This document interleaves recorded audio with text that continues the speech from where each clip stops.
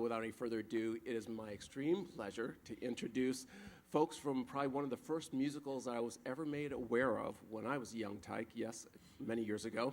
The cast from Hair, or at least 4 members from the tribe from Hair. And I'm going to let them go down the line and introduce themselves and tell us who they play in the show. I'm Shalia Atkinson, and I'm in the tribe. Hi, I'm Christine Nolan, and I'm in the tribe. I'm also understudying Mother. I'm Trip Fountain. I'm a swing for the tribe, and I also understudy the father and Margaret Mead. Hi, my name is Lulu Fall. I am in the tribe, and I'm also Abraham Lincoln in Act 2. Okay, how many people, thank you. How many people have seen the show already? All right, it claps for so the people at home. There we go. And it's almost the entire audience. If you haven't seen it, make sure you see it. I believe it closed November 21st. And if you've seen it, come back again and sing along with the songs, and then you can actually dance up on the stage and kind of know what you're doing with them all. I want to start out by giving us a little background on how you got into performing before your big break and before you started working professionally. So maybe the area that you grew up in, classes that you'd enjoyed, and any teachers that maybe were mentors that kind of put you on the performing path. I am from a town in Arkansas called Conway. It's about 20 minutes north of Little Rock. And I grew up in a school where every year, well, in elementary school, every year, at least 2 classes got to do a musical. And my first musical was in the 1st grade, and I loved it. And I got to be the lead because I was the only kid who could memorize lines. So I got kind of hooked on theater, and I would always look forward to those moments when we got to do shows. What was the name of the show? It was called The Revolt of the Foolish Molar. Okay, I'm always surprised when it's like... Wait, say it again? The Revolt of the Foolish Molar. Do you remember any songs from that? Oh, she does. I don't want to talk about it. Okay, all right. There might be rights, too, that we would have Probably. to have. Yeah. We don't want to get into that. Exactly. I was the foolish molar. Yeah, I still have it on video. It's precious. But anyway, from that point on, my mother knew I could sing, and teachers learned that I could sing, and so I continued to perform like in school things, and then went on to major in vocal performance in college and do some performing there, and then really didn't have a clue what I was going to do with that degree. I just knew I didn't want to teach or anything else.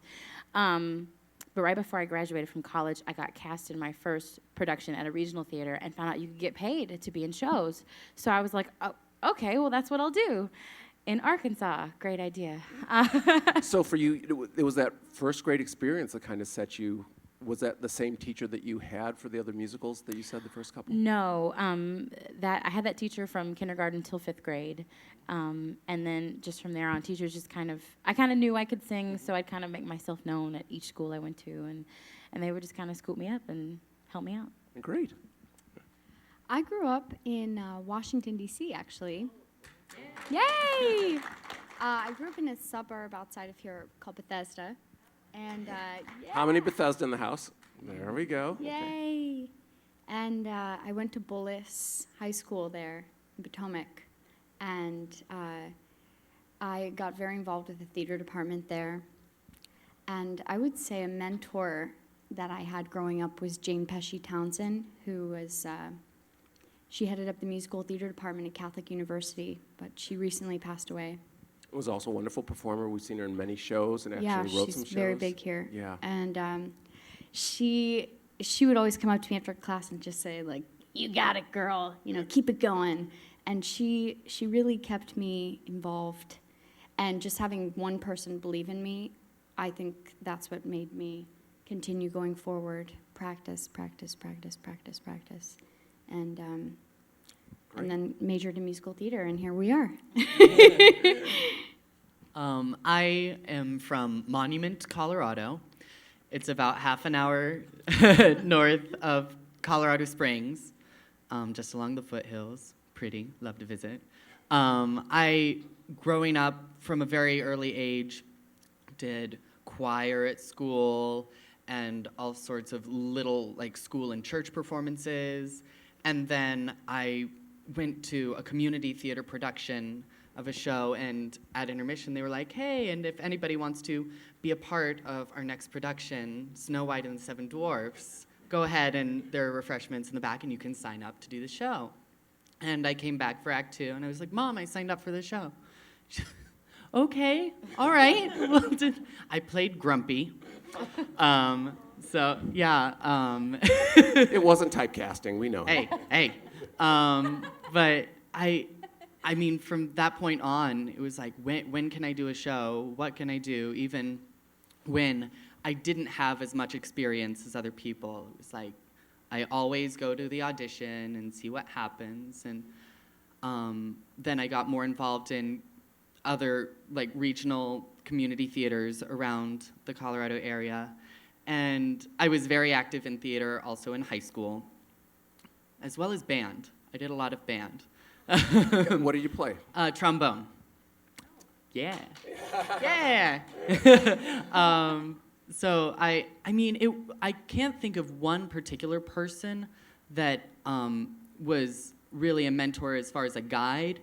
It was really just an amazing community of all of the teachers that I had heard about what I wanted to do and were all very enthusiastic to see it. And just, even if not everybody could come see a performance, just the positive vibe of you're doing what you want to do, so I'm supportive of that.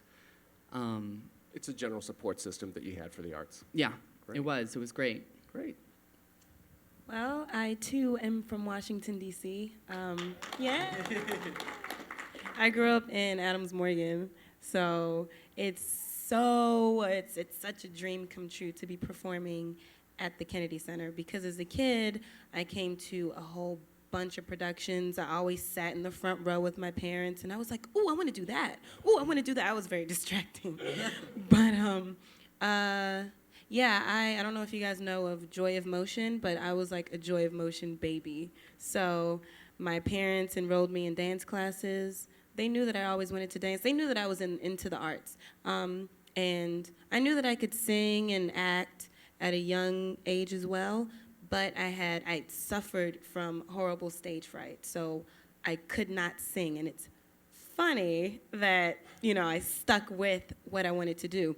I could not sing around people. I would just clam up and get like easily discouraged and get so nervous. So of course I started taking voice lessons, and I made it known. I went to Marie H. Reed Community Learning Center, if anybody knows what that is, like in Adams Morgan-ish. And they knew that I could sing, dance, and act, and that I had,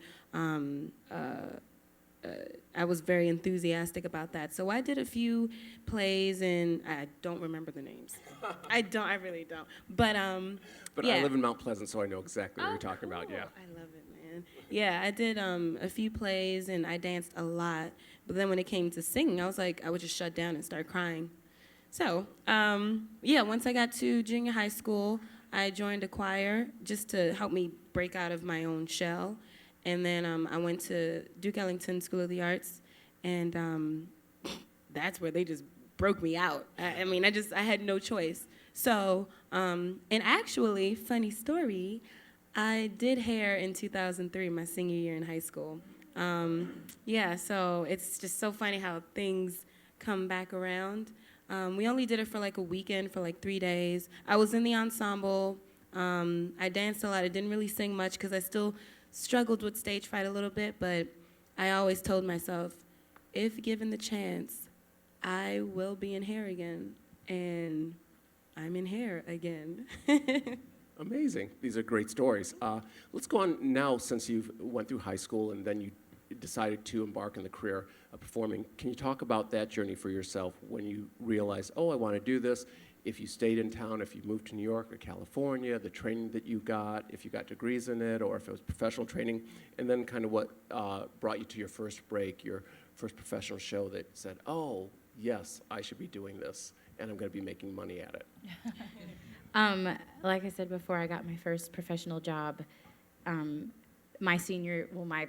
I guess, second half of my senior year of college, because I graduated a semester late, as most music majors do, or did at my college. And I met my first New Yorkers in that production because our theater would go to New York and they would do auditions in the city and then bring people in. Was this a showcase? No, No. it was Children of Eden. Oh, great. Yeah, but they would bring equity performers in from New York City and then hire locals to fill in the gaps. And I was one of the locals, and I met all these New Yorkers that were saying, well, you need to move to New York. That's what you have to do. And I was like, really? I don't even really know where that is. Okay, and so a few months later, I went to go visit and was blown away and couldn't wait to get back and just continued to work in my hometown and do regional things and do dinner theater and just try to stay involved creatively, but knew that I kind of wanted to move to New York eventually. And I had a director that really took a liking to me and had me come to Fort Lauderdale, and I worked there for about a year doing various shows with him and met some more New Yorkers that were like, we're all moving, just come with us. And so kind of last minute, I quit my job at home and moved to New York and slept on my friend's couch and auditioned like mad.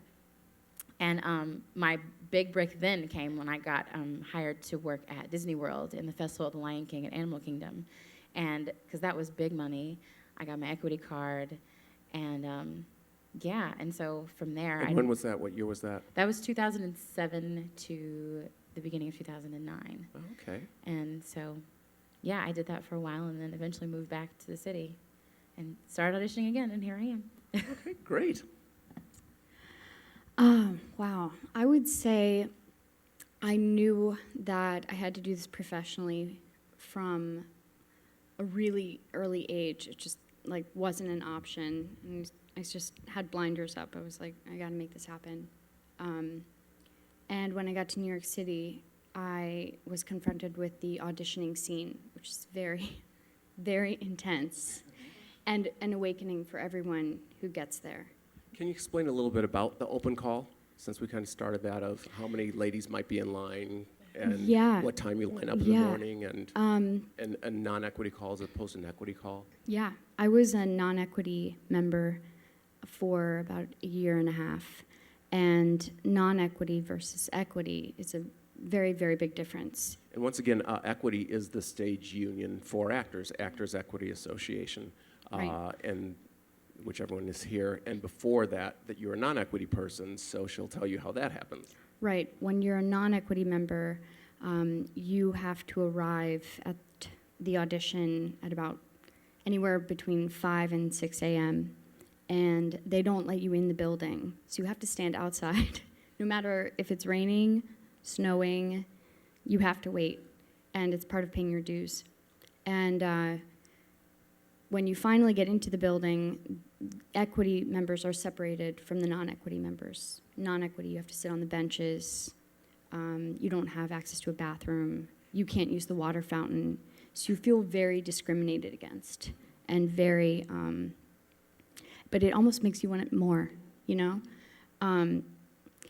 And finally I said, I can't do this anymore. So I got a job washing underwear at one of the theaters in New Jersey. And that's how I got my equity card. So I washed underwear for about 3 months and received my equity card. And when I got it, I was so happy. I walked past that lady and I was just like, I got it. And my first big break came last year, and I was cast in Encores at City Center. And yeah, so that And which was, show did you do? I did Fanny, the revival of Fanny there. Yeah, so, and here we are now. So it's been a whirlwind. Wonderful. I always had an eye on New York.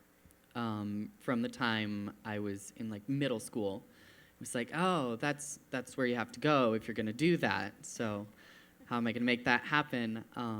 Stars aligned, and I was able to go to NYU, Tisch School of the Arts, for drama, and I actually started auditioning right away as soon as I got there, even while I was in school, just to have the audition experience and go to the open calls and feel that out and start to do the networking thing within the business. And then I actually took several leaves of absence from school to go do shows. The first thing that I did, I left. I was like, what am I doing in school? I'm going to go do a cruise ship. So I danced on a cruise ship for a year, which was fantastic. And the great thing about the cruise ship life is that you have no bills, they're paying you, and you can bankroll. yeah, you can do some saving. And so, you know. Pay for NYU. Right, exactly. Yeah, and you have to wake up every day and say, and then I'm going back to school. And then I'm going back to school. I'm going to finish. And so that's non-equity. The cruise ship was non-equity. And then went back to school, and the next semester I booked the national tour of Evita for a year. And so I took another leave of absence to do that. And then I was getting ready to go back when I got cast in the national tour of Cats. And so got postponed again. And you had your equity card by this time? Not yet. Oh, These were non-equity tours. But between Evita and Cats, I actually auditioned over a phone, singing "And I Am Telling You" from Dreamgirls for a regional production of Altar Boys in Missouri. I was wondering where this was going. Yeah. And that's how I got my equity card. How many people here know the song that he's talking about, And I'm Telling You? Yeah. Okay, it's usually not sang by by a couple reasons of you. Caucasian male. Right. Yeah. So, I mean, you never know. And so I went and did that, got my card. Cats was already a previous commitment at that point. So then I went back out on the road. And then NYU was, are you coming? Are you going to? It's like, okay, yeah. Left Cats. I actually just finally graduated this past May. Congratulations. Thank you. It was a long time coming, but I did it. And then this summer was just full-time, getting in the groove of auditioning and settling into the city. And then this happened. And we'll come back and talk about hair. Yeah. That's great. And the education, so many people, all students that do drop out and then come back, but they usually always come back because they realize at some point you have to have the education. Got to have those letters because at one point you might be teaching or doing master classes. Yeah.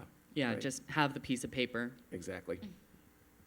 Well, I always wanted to live in New York as well. I mean, that's just like something that everybody strives to do. That's in, show business. Oh, I'm going to move to New York. I'd say probably elementary to junior high. I just told my parents, I said, you know what? When I get older, I'm going to move to New York, and I'm going to be a big star. And they were like, yes, you are. I mean, they were so supportive. But anyway, I mean, I knew that I always wanted to sing, dance, act since I was younger, and I never had a backup plan or a plan B. I personally don't believe in those, and people always told me, you should, excuse me, you should have a backup plan just in case, because it's hard. I already knew that it was hard. My parents already told me that it was going to be hard, but they said, but so what? So many other careers are hard too. You put your mind to it, you'll do it. And I was like, all right, you're right. So yeah, I went to Michigan State. I studied jazz. I love jazz. And so I honestly was out of the loop of auditioning for a while, And once I got done at Michigan State, I moved back here for a little bit, but I ended up moving to New York. It was short-lived. I wasn't even there for like a year. Everything just, let's not talk about it. Everything just went. Can we go back to haywire. Michigan first? Now, when you said study jazz, was it jazz music or jazz dance? Jazz music. Okay. Yeah, Gotcha. I was a full-on music major. Wow, and also they have a wonderful musical theater program. Were you involved with that at all, or? No, not at all. I mean, I went to see, a few plays, but I just felt so disconnected from musical theater, from theater, period, because I just decided to just study one concentration and just, and I think it's also because I had such stage fright. I love music, so I told myself, I'm going to be the best singer that I can be, and so I think that's why I just decided to study music. And I'm loving that you talk about that because everyone has that different career path. I was a music major also, and having the discipline of music, I started out in trombone and then went to voice. Then when I was in theater, it was that discipline that was from that. So I always tell people, just have a good undergraduate liberal arts education. You can always go into what you want to go into, but find your passion.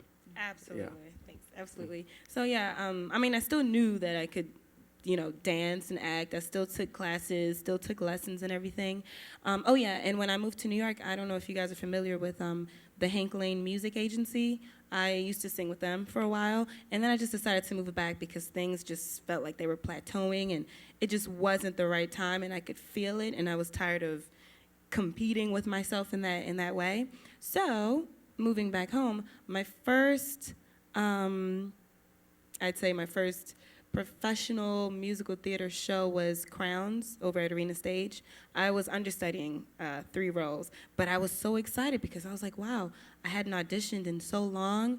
I finally auditioned one time, and it was like the biggest open call I've ever been to before I went to New York and started auditioning again. So it gave me a lot of hope. I was like, wow, I feel great. All right, I guess I'm just gonna continue to do musical theater and music. And in between auditioning, I would also do like some gigs around town with my band and, just do a whole lot of jamming and everything. Yeah. And I didn't get my equity card until I came on tour with Hair. So, yeah. So that's really exciting. Great, a wonderful segue into it. Let's now talk about how you all got into Hair. What the audition, was it all the same audition that you went to? Did you audition at different times? Let's talk about that.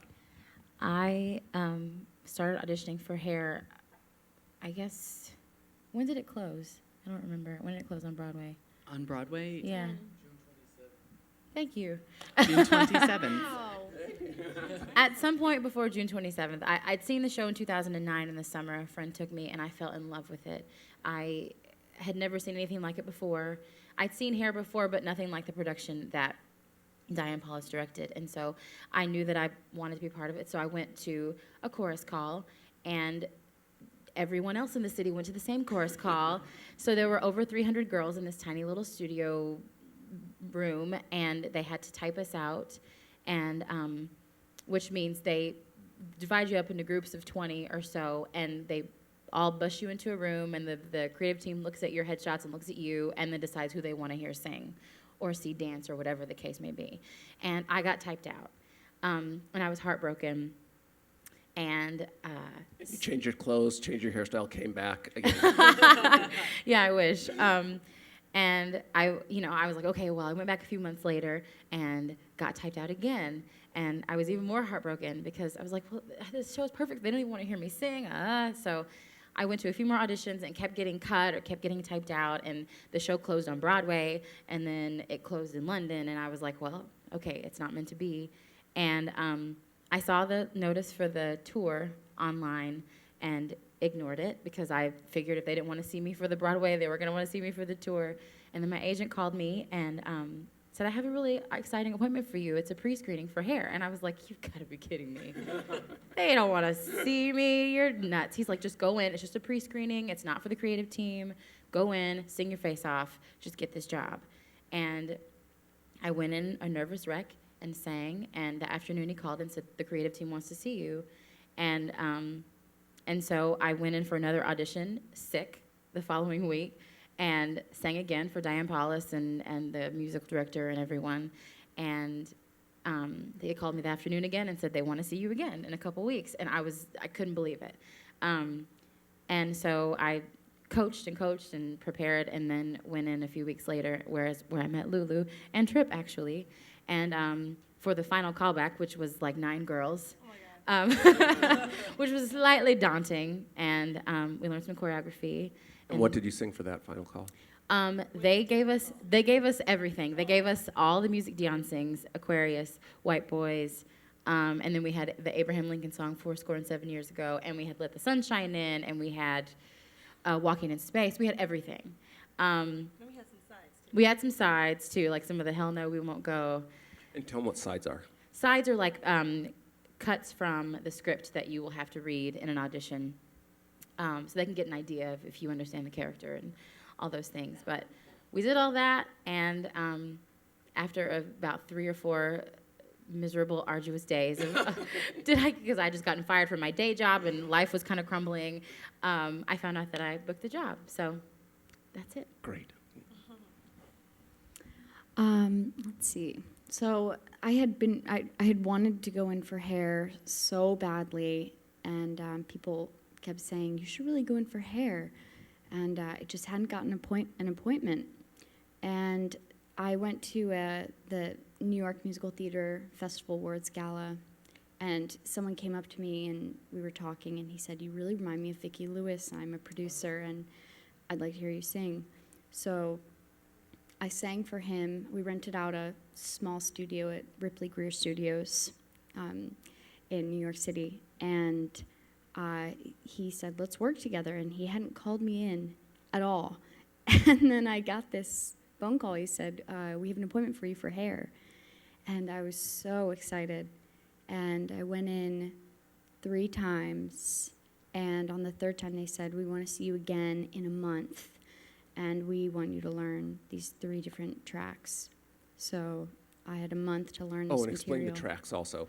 What Right. a track is. Track is a role, and the way the larger shows are run, it's a big vehicle or machine, and each character is a specific chess piece in the full game, and I think that's why they call them tracks. So they have to plug in new people if someone leaves, and Goes on vacation. right, or goes on vacation, or is hurt, or is sick. They need to plug in a person for that track right away. And then I Learn those. right, and I learned those, and I went in, and I didn't wear my shoes, and I just wanted to be as honest and as open as I could be, and I think that was what pushed me over the edge to book it. Yeah, it was a very, very fun audition, though, and they were very, very cool in the room, which you don't always get. So, yeah. Great. The first time I auditioned for hair was a couple years ago, actually. At some point for Broadway, I went to the dance chorus call and danced, and then was kept and danced a little more, and then was kept to sing. And it was while I was on a layoff for the Cats tour. So then it was like, oh, great, that was a good audition, back on the road. And then I got a call, and they were like, "We'd like to see you again." Well, I'd love to, but I'm on the road with the show right now. But when is it? And they told me, and it happened to be the day after we got into Newark, New Jersey, which is so close to the city. So I was like, okay, let me make this work. Got into New Jersey, took the PATH train in, slept, got up the next morning, went to the callback, which was great. And then, again, okay, back on the road, back to New Jersey. And then I got another call about a month later saying, "Hey, we need to see you again." I'm still on the road. But we randomly had 2 days off. So I was like, all right, when is it? Off I flew for a couple hours in the city and then straight back to the road. And by that time, I had all these sides and the stuff. I was feeling really good, and I never heard anything again after that. So it's like, all right, well, that wasn't the time for it. The next time I went to the audition, I was not kept. I was cut almost immediately. So that was kind of, from all to, all right, sure. And then this last tour one came up, and went to the dance call again. I prefer to go to dance calls. Everybody has their own thing, but I like coming into a room and starting from scratch and working with the choreographer, learning something, and then performing it. So did that, danced some more, sang again, good to see you guys, thanks. And then the callback started again, and it was like, all right, so It's like Groundhog Day. I know, it really is. Okay, here are these songs and these sides that you can bring in. Okay, great. 2 days later, we also need you to look at these songs. Okay, so now I'll take all of this, and went in, had a great time, and then they were like, all right, we want you to come back for one more callback in a few days, and here are the sides for the dad. It was like, because I'm never going to play the father in this show. And of course, now I am understudying the father. So you never know. But yeah, the whole audition process was so fun in the room, too. Like, they were completely vibing off of you. And, like, the chant side that we all had. What do we want? peace. When do we want it? Now. And so we were the instigators of that chant, and everyone behind the table is saying, now, now. So it was a really great environment. And I would assume sometimes with these callbacks, you're seeing some of the same people, so you're developing relationships with them. So it's, yeah. Absolutely, yeah. At one of those callbacks, I was sitting out in the hallway waiting to go, and one of the casting directors, Jordan, passed by and said, oh, hey, Trip, on his way into the room. And I was like, oh, Yeah. they know me. Exactly. Great. Yeah, It's good to know. Well, at the time that I was about to audition for hair, I was sick and tired of auditioning. I was here, and I was teaching music part-time, and I wasn't particularly too excited about it, but I said, you know what, I'm still doing something that has to do with my craft, and a friend of mine actually said, hey, Lulu, they're auditioning for hair in New York, the national tour, and I was like, oh, they don't want me. And he was just like, okay. And he was like, well, I'm going to go. I mean, you could just go with me if you want. And I was like, no. But I ended up going anyway. Because, I mean, there's no reason for me to turn down auditioning. I actually like auditioning, but it gets a little tiring after a while. So I get there, and there are hundreds and hundreds of women there, all dressed like hippies and like just beautiful long hair. I'm the only girl with red dreads, so I was just like, okay. So I was just sitting there, and my stomach was turning. I'm just like listening to each woman sing. Mind you, I was not equity yet, but I was in the equity membership candidacy program, which is, you know, you sign up, you pay $100, and as you do equity shows, you rack up points. And after you get, I think, 50 weeks or something, then you get your equity card. But I was like not even halfway. But so I'm there, and I'm just like, oh man, I can't wait to audition. I just want to go in there. Then the monitor comes in and says, I'm sorry, we don't have a lot of time. We can't see any non-equity girls. And I was like, okay, whatever. And they were like, well, you can just leave your headshot and resumes on the table. So by the time I get to the table, like there's a stack like that big. And I was like, yeah, right, they're not going to see me. And so I just went home, and I was just like, oh, I don't know what I'm going to do with myself. Whatever, I'll just keep on teaching. Right. That was Tuesday, August 23rd, by the way. So Thursday morning, I wake up to a call with a 212 area code, and I was like, what do they want? And I was just like, what? And they were like, hey, Lulu, we want to see you. It's a parking ticket. I know, right? I'm like, no. They were like, we want to see you next week. And I was like, fine, that's cool.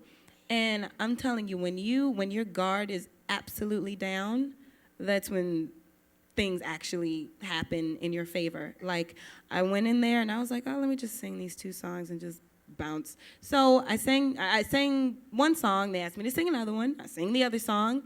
And I knew that there was a dance callback at 2 p.m. that day. And so I was like, thank you. And I was like kind of lingering, like, oh, I guess they're not going to call me back. Oops. So I turned around, and as soon as like I opened the door to leave, they were like, oh, Lulu, can you come back at 2? And I was like, yes. So then I came back, and then they called me back again. And mind you, I'm going back and forth from D.C. to New York, and they called me back like 4 or 5 times. And it got to the point where like I'm on the bus on the way home, and they're calling me saying, could you come the day after tomorrow? So I spent a lot of money, but it's all good. And yeah, the last audition, the last callback, I saw Shalia there, and Trip was there. And it was like 9 or 10 black girls singing their faces. And of course, I was nervous. I was like, I'm like probably the only alto. What am I gonna do? And then I just let that go. I said, you know what? Whatever. I'm here for a reason. I pretty much performed in front of these people for like the past few weeks. And at this point, I'm just gonna do what I have to do and get out. And as soon as I walked into that room, like everything went blank, like in a good way. Like I just like sang all the songs they wanted me to sing. They kept me in there for like 30 minutes. I left. They told me to come back. And then I was like, okay, I think I did really well. And I was like, you know, whether I get the gig or not, I did the best that I could, right? So I didn't get a call for like a week. I was like, oh my God, don't do this to me. And when I'm sorry, I don't mean to be taking all this time, but I just want to say, Interesting.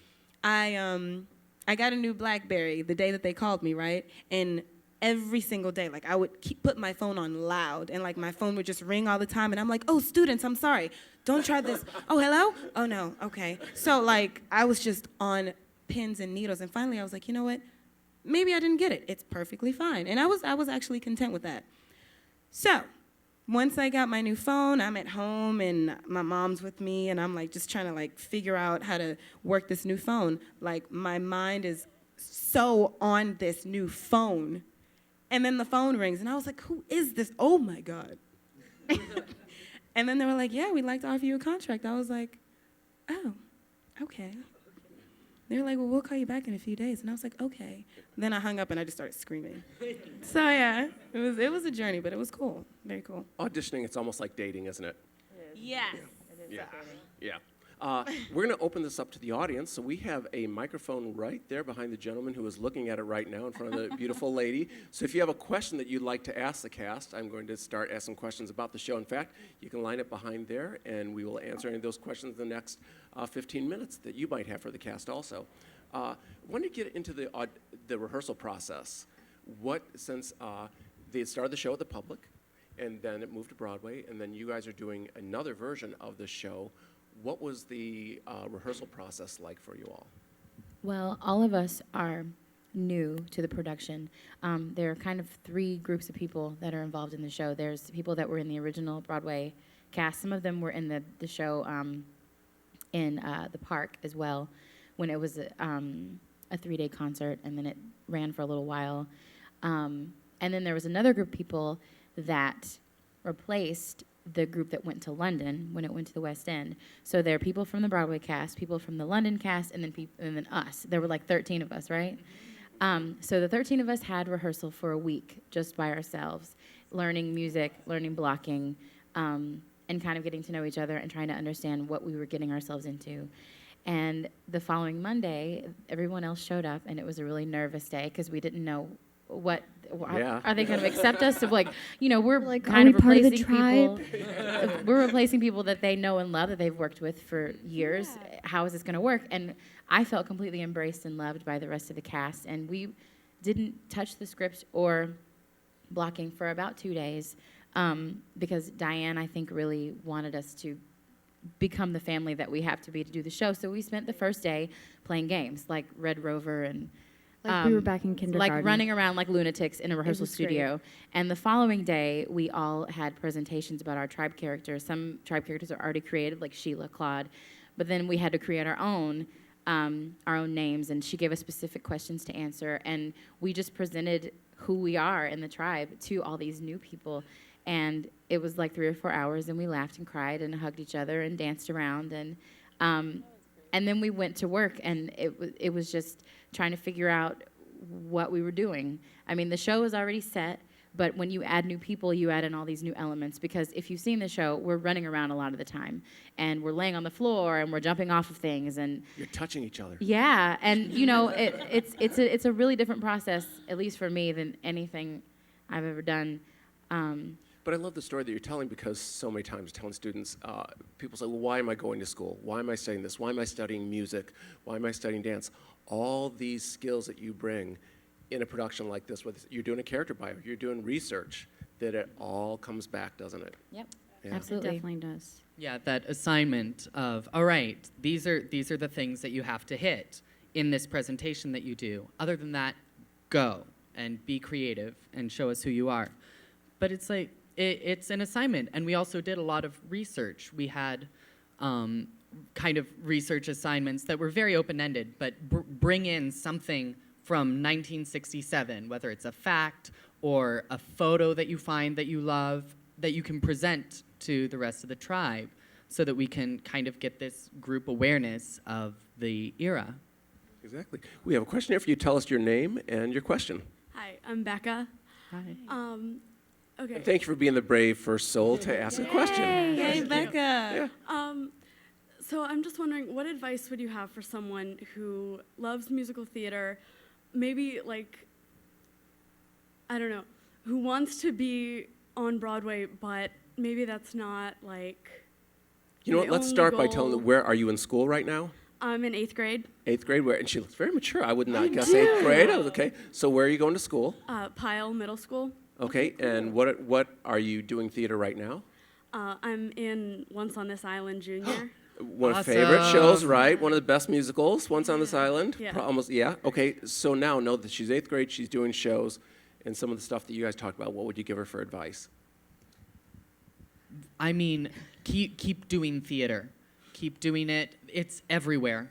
It's everywhere. And I mean, New York is a great goal, and I think all of us had that goal at some point, but there is theater everywhere. I can't wait to be able to come back to Colorado to do other regional productions and things, even now. It's not like graduating from one thing to the next.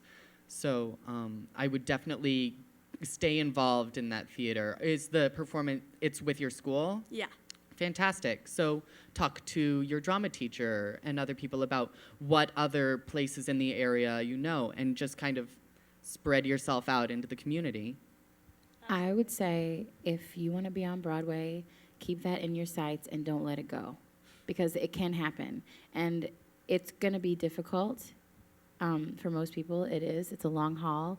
But just from now until you graduate college or whatever, just do whatever you can to immerse yourself in theater. To be the best performer you can be, whether it's a singer, dancer, whatever. Try to become that triple threat so that you can be a triple threat in the room and make yourself stand out to people behind the table. And just work hard and just keep Broadway there. If you need to write it down, if you need to make a poster, put it up there and just don't let it go, if that's what you want. And I would say continue studying. Always be in class if you're auditioning, because it keeps it fresh and it keeps you creative, and I think it just gives you purpose when you're still doing it no matter what, even if you're waiting tables or teaching or whatever you're doing on the side. Stay active in it. Yeah. Okay. I would say don't sell yourself short. Like, a lot of people are going to say, oh, sweet, oh, Becca, it's hard. Broadway, really? Why not? You know, like, don't listen to the negativity, because there are going to be people that have probably wanted to pursue a career in who knows what, but they sold themselves short, you know?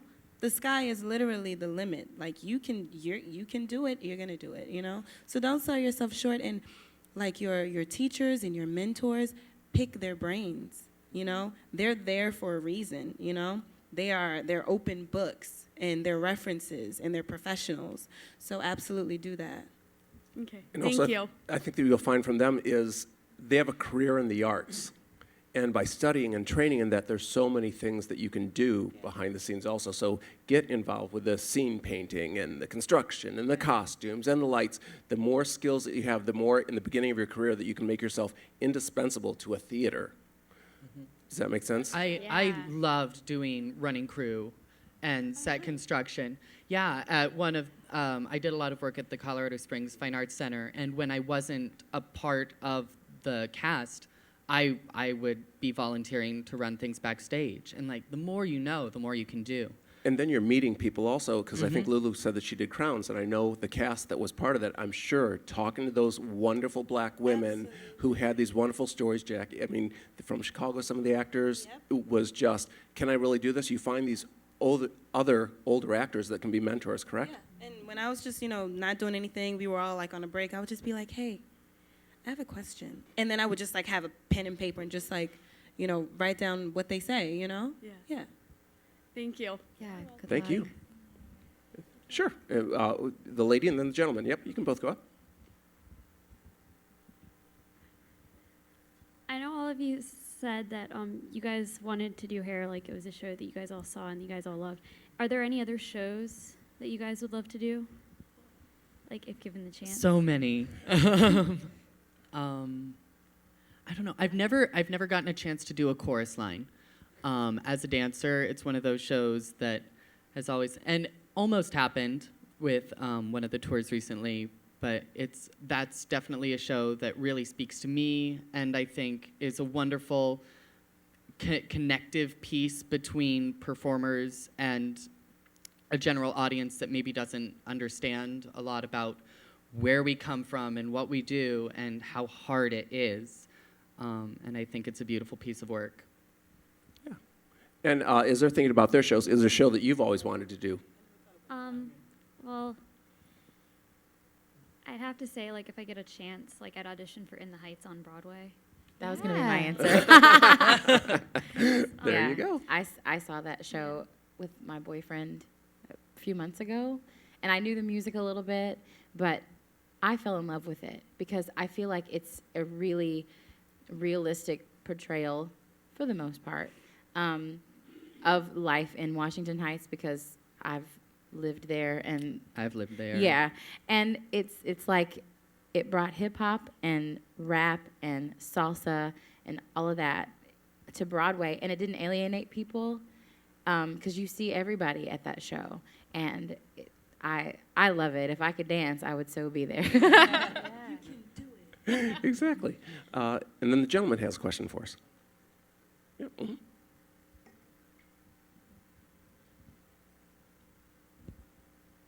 Hi, my name is Michael, and hi everybody. And Hi. I saw you all in New Haven a few weeks ago, Awesome. right? And well, a little bit of a funny thing. I have seen the show 54 times in New York, and once in London, and New Haven today, and I'm booked 3 shows in L.A. So you're never Awesome. gonna, Wow. you can't be rid of me, all right? We will be seeing you. Well, I can't wait to see you too. So I have just 2 things that I started to fall in love with the show, obviously, and went once a week and always had the seat that I was able to hold the pants, whether they were Will's pants or Yes. Steele's pants or whoever, right?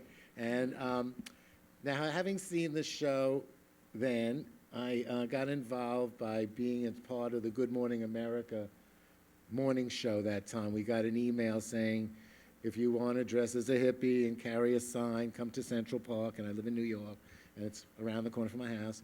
So I carried this big sign, and after that, they used it in the show, Good Morning America, and then they used it for a tribute for Michael Jackson. And then Gavin said to me, who was the original Claude, can we use that back in the theater as a souvenir? And could you, I'm a decorator, and could you decorate our dressing rooms? So I said, well, what do you want to Fantastic. do? I said, I mean, that's really not, I don't know. He said, anything you want to do. So I made all these posters on oak tag. I was very busy buying oak tag and doing peace symbols and Christmas trees and using the faces from the playbill as the Christmas tree ornaments and on and on and on. It goes on and on. And I made this giant airplane that I covered, and it said air hair, and it had a big peace sign on the tail, and the windows had the faces of the people going to London, like Gavin and Steele and John, little Johnny, and all the others, of course. And this is the question, after all that, taking up all that time, right, being so self-centered, right? But I love everybody, and I mean, I can't see enough of this show. I know everybody I talk to says they want to come back and come back and come back, right? But now, having seen it in New York, and you've all seen it, and you had all the access to the balconies with ladders, those of you who haven't seen it in New York, at the Hirschfeld Theater, they climbed up these freestanding ladders and actually integrated themselves with the audience in each different parts of the show. Then in New Haven, you had different ladders and different blocking or whatever I don't know the technical word.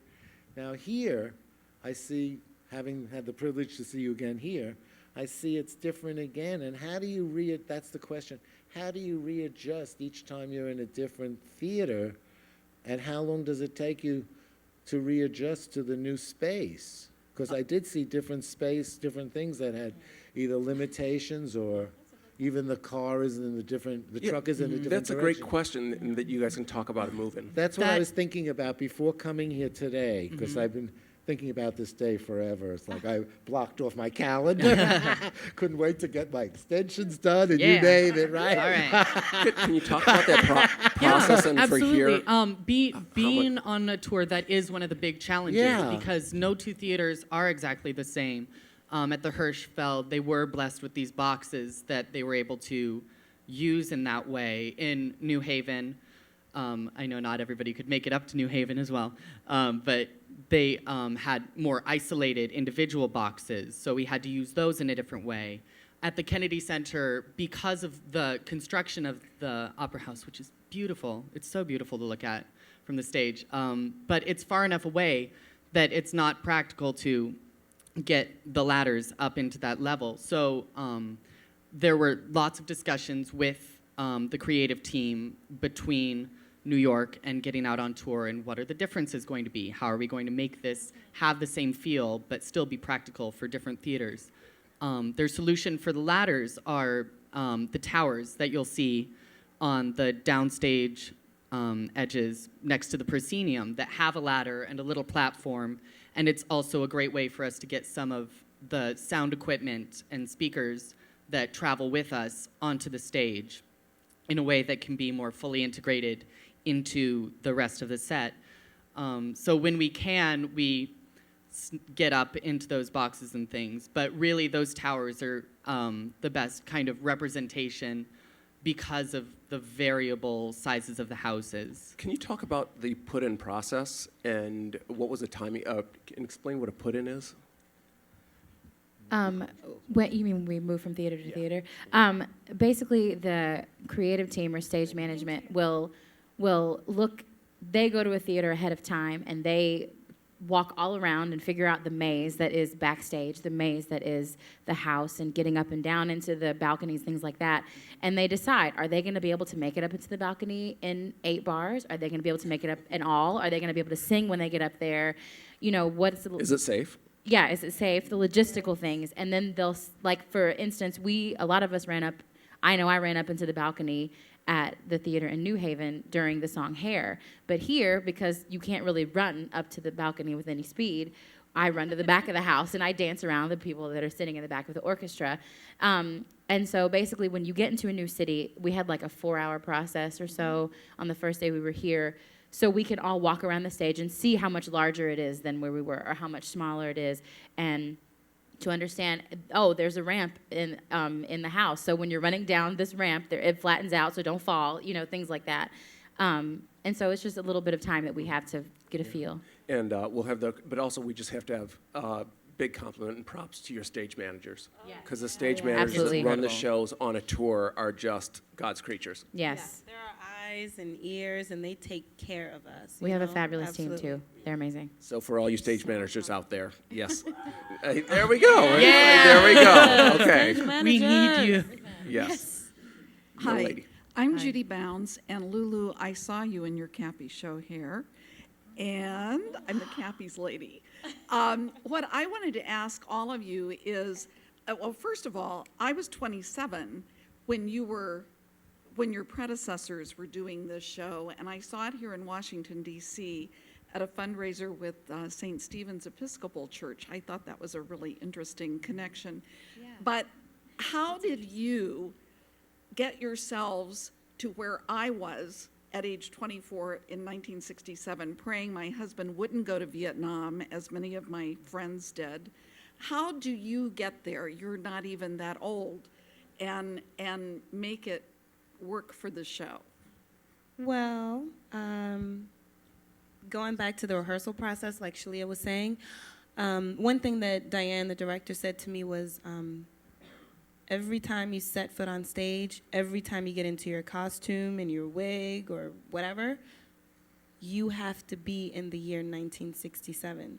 And what does that mean? She prepared us by making us do presentations, by making us go home and do some research. And also, in the rehearsal space, there were just lots and lots and lots of information, all from the year 1967, like Time magazine articles and pictures and just more information than you can even like ingest and digest at that moment. So a lot of research, you know, like not even going on the internet, just talking to your friends and family members, you know, who, you know, were in that time period, who absolutely have seen things, you know? So that's how it becomes tangible for us, especially me personally. I did so much research, and I just picked, I'm good at picking people's brains. I just picked a lot of people's brains. And I'm going to kind of, because we only have about 2 more minutes left, so I want to take a couple of the last questions. But also, they had a wonderful director with Diana Paulus. A lot of directors don't do that work. No. And they don't ask the actors to do that work. So by having a fabulous director that has them do that, they can do it. Some, they just show up. If you do the research, great. If you want to work on your scenes, great. If not, they're traffic cops. We've all been there, right? Yeah, so they had that kind of wonderful director that knew how important it was with this material. And also, since it had been done, it's always going to be compared to something else. Yeah. And now you're only 29. Hi, my name's Courtney. I've seen the show twice. Fabulous job both times that I saw it. I just was wondering what's your favorite song in the show to perform? Great. Walking in Space. I love Aquarius. It like lights up my life. The more I do it, I love Aquarius. I love doing hair. I love doing hair. Yeah, because you just get to use your body and you just get to let it all go, you know? Mm-hmm. I think Aquarius also. Aquarius or Good Morning Starshine. Yeah. Thanks. Good. Just have a follow-up sort of from, is it Judy?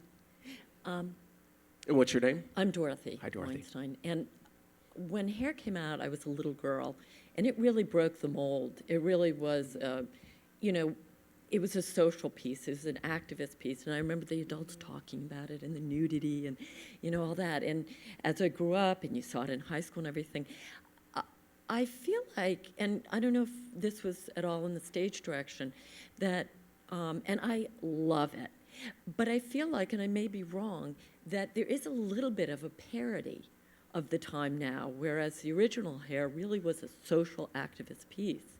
I might be wrong, but it's a little bit of a parody now of the, But what's your question? Do you, is there any direction about that or any feel about that? I think the goal is to, regardless of other, like the set design or maybe the costume design is very flashy at times, but I think at the heart, I think at the heart of it, our goal is to really keep it in that time, and it is a different time, and there's also a lot of desensitization to the things that were very shocking and earth-shaking about the original production, and so I think the best we can do is kind of nod to that time and know that it came from that and hold on to it as best as we can in a different world. I think also in 1967 when the show came out, it was very grungy. It was this contemporary piece. This idea of peace was contemporary. And now the idea of peace it's a classic. There's peace signs everywhere. And it's cool to be green. It's cool to, keep your heart open, and I think that is now become a modern day theme that we all deal with. That's interesting. I think that's an interesting question, though. And we will have the last question right here with the young lady behind the mic. You kind of. And if you can tell us your name. My name's Karina Rivera, actually. You kind of touched on what my question was about. I was going to ask you. I know in the 1960s that this play spoke on a lot of the social issues that were going on at the time, but do you think that it translates any of it to today's, some issues that are going on in today's society, like you're talking about being green and such? Definitely. Yes. I think, like what she was asking, someone was asking, Judy, how we get into that time period. And I think that, I have a friend that went to Afghanistan and who died there. And so, no, I don't know anyone who died in Vietnam, fortunately, but I can make it relevant to me, and that's how I'm, Claude is my friend, in the show, and I think maybe that answers your question. I lost my train of thought, but yeah, that's how you have to find your own story so you can make it relevant to you, I think that's that way with any kind of I'd like theater. to keep discussing this more because I think I'm kind of the opposite of the parody, that there are so many issues. I teach college students, and in the musical theater they do this. All of a sudden, they're starting to think about where green came from, where peace came from. Their friends that are in wars right now. Nudity. It might have been shocking then, but now to be a celebrity reality star, you take off your clothes, you make a video, and there you are.